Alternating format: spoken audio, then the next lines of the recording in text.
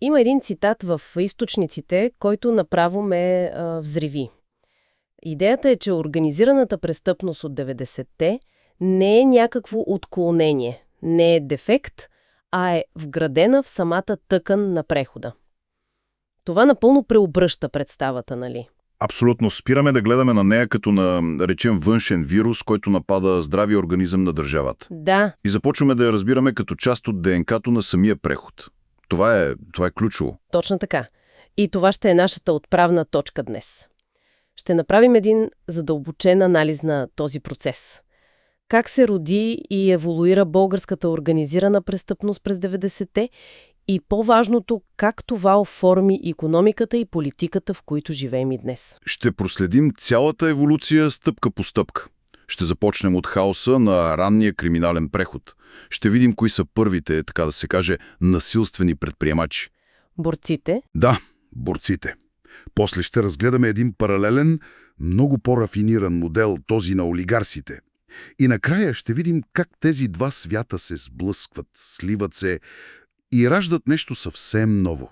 Една симбиоза. Добре, звучи като пътуване с машина на времето. Нека се върнем самото начало на 90-те. Пада комунистическия режим и... Настъпва хаос. Ами случва се нещо, което анализаторите в източниците ни наричат с един много силен термин – реформа чрез катастрофа. Реформа чрез катастрофа. Силно е. Да. Вместо плавен, управляван преход, имаме тотален институционален срив. Старата, свръхцентрализирана държава просто се разпада. И в този момент тя губи най-основната си функция – дефиницията за държавност от векове – монополът върху легитимното насилие. И се отваря огромен вакуум. Мога само да си представя какво е било усещането за обикновения човек. Един ден има ред, макар и тоталитарен, а на следващия – хаос. Пълна беззащитност. Точно. Усещане, че правилата вече не важат и няма към кого да се обърнеш за защита. Този вакуум обаче не остава празен задълго. Никога не остава. Природата не търпи празно пространство, особено социалната природа. Веднага се появяват нови играчи, готови да наложат свой собствен ред. И то чрез сила. А източниците ни дават и конкретни цифри, които очертават мащаба на тази перфектна буря. Между 12 000 и 17 000 служители на държавна сигурност, хора с специфични умения, контакти, информация, изведнъж остават без работа. Не просто без работа. Те са на улицата с целия си инструментариум, знания за слабостите на системата, мрежи от информатори, умения за конспирация. Оперативно планиране. Точно. В същото време редовите полицаи са напълно деморализирани, с ниски заплати, без ясни заповеди. Системата на МВР е парализирана. Буквално рецепта за катастрофа. Точно така. И така. В този хаос на сцената излиза първият голям архетип. Фигурата, която доминира цялото десетилетие – борецът. Кои всъщност са тези хора?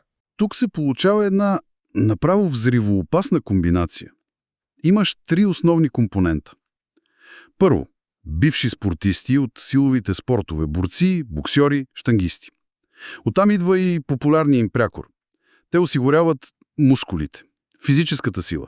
Добре, мускулите. Към тях се присъединяват уволнените служители от МВР и тайните служби. Те носят безценната информация, контактите, ноу-хау. Това е мозъкът на операцията. Имаме мускули и мозък. И като трети елемент – амнистираните в началото на 90-те криминални престъпници. Те добавят, така да се каже, практическия опит от улицата. Чакай, това е наистина поразително. Значи имаме спортисти за мускули, бивши ченгета и агенти за мозък и амнистирани престъпници за опит. Това не звучи като случайна сбирщина, а като съзнателно изградена корпоративна структура за насилие. Абсолютно. Изключително ефективна сплав. И какъв е първият им бизнес модел? Предполагам, не са започнали с сложни финансови схеми? Не, разбира се. Започват с най-очевидното и първичното – рекет. Проявяват се първите частни бизнеси, нали? Да, павилиони, малки магазинчета, ресторанти. И борците отиват при собствениците с предложение, на което не можеш да откажеш.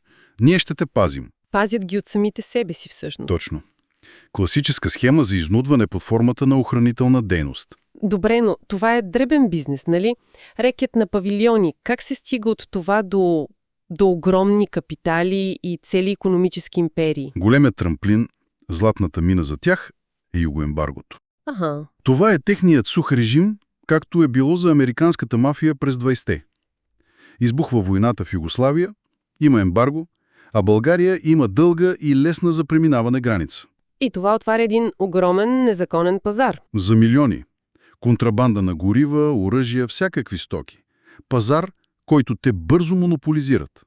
Чрез сила. И това води до апогея на този модел, до нещо, което всички помним от 90-те – силовото застраховане. Точно. След като натрупват първоначалния капитал, те правят следващата стъпка – легитимация. Групировки като ВССИК създават собствени застрахователни компании. И схемата е? Гениално проста в своята наглост. Ти като собственик на бизнес си задължен да си направиш застраховка сигурност при тях.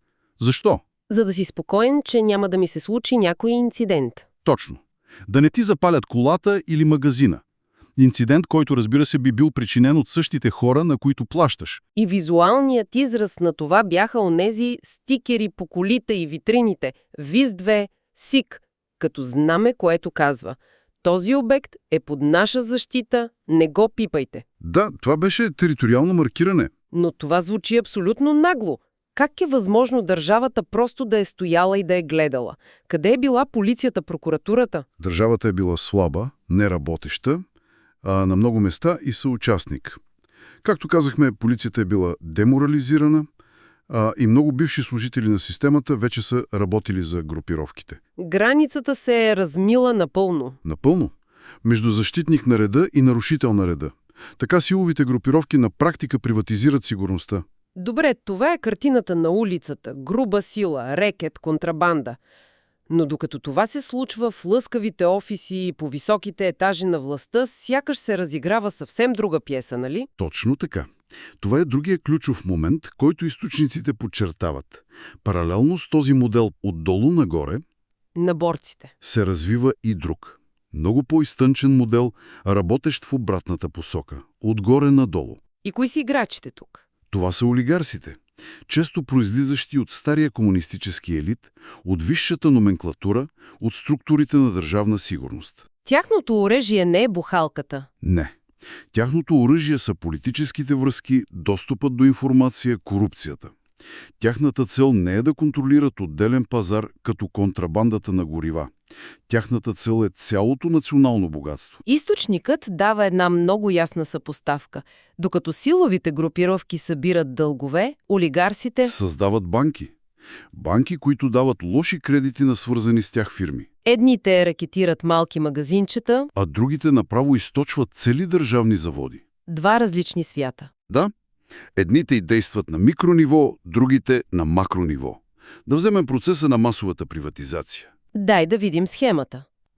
Създава се частна банка, често с пари с неясен произход. Тази банка дава огромен необезпечен кредит на ново създадена фирма Хикс. Която е на когото трябва. Разбира се, с този кредит фирма Хикс купува апетитен държавен завод на занижена цена. След това фирма Хикс удобно фалира, а банката отписва кредита като лош. И в крайна сметка държавата губи завод, а една малка група хора са се здобили с него почти без пари. Точно така. Едните използват пряко насилие, другите сложно, финансово и политическо инженерство. Но и двата модела водят до едно и също. Преразпределение на богатството на нацията в джобовете на малцина. Именно, два различни метода, но с една и съща крайна цел.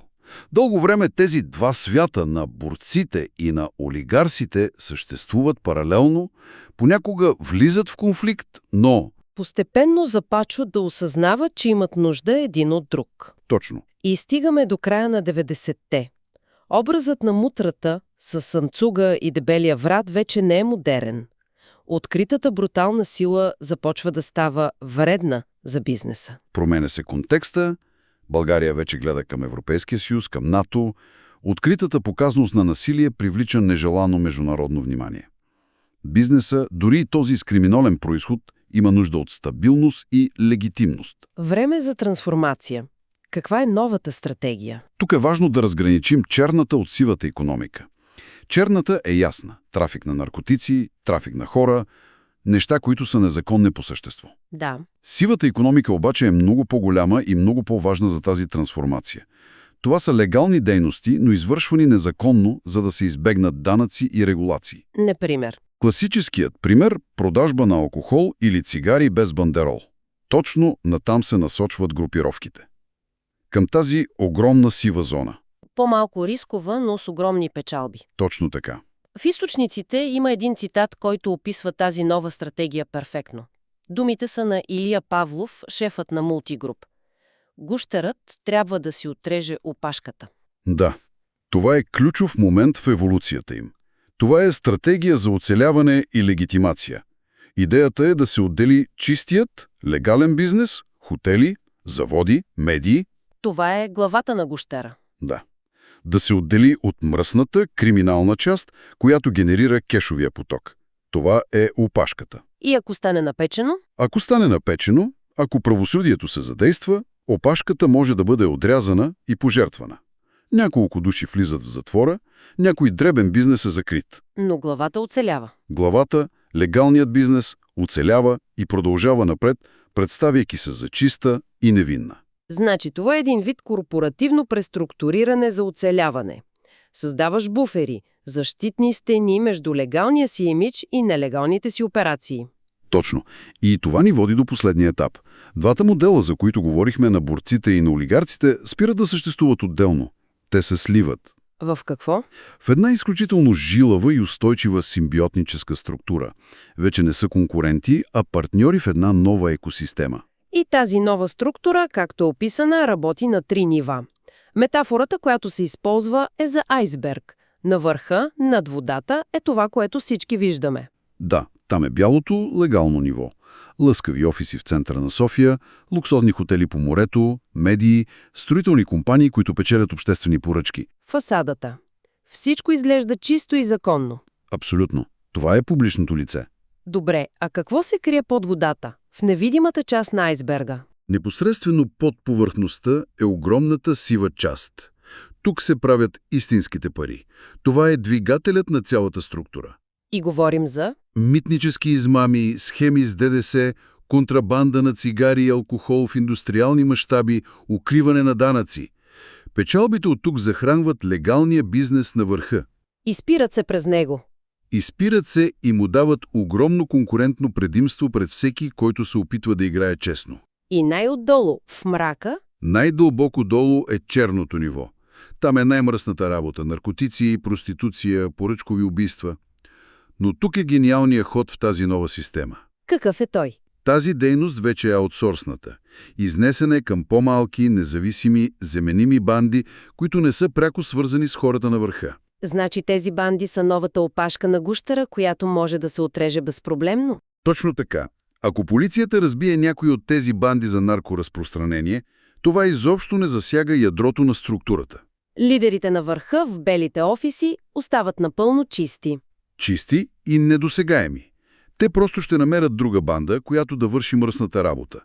Риска е изцяло изнесен към периферията, докато контрола и огромните печалби остават в центъра. Това прави системата почти неуязвима. Почти. И ето го крайния резултат. Може би най-важният извод. Вече не говорим за организирана престъпност, която е извън системата и се бори с държавата. Не. Говорим за симбиотична система, в която границите между легален бизнес, политика и престъпност вече не съществуват. Те са се слили в едно цяло. Това е, което в политологията се нарича превзета държава. Превзета държава. Точно така. Проследихме целия път от хаоса на улицата и силовия ракет през паралелното източване на държавата чрез политически връзки до сливането им в тази сложна, многопластова айсберг структура. Която е едновременно легална, сива и черна. И в която всеки елемент поддържа и подхранва останалите. Легалният бизнес изпира парите от сивия, а сивия се охранява от структурите на черния. Всичко е взаимосвързано. Целият този разговор ни води до един финален, много тежък въпрос, който източниците ни остават за размисъл.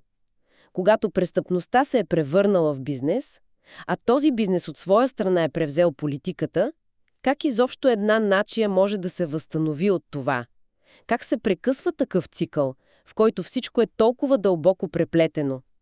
Това изглежда е фундаменталното предизвикателство, което криминалният преход ни завеща.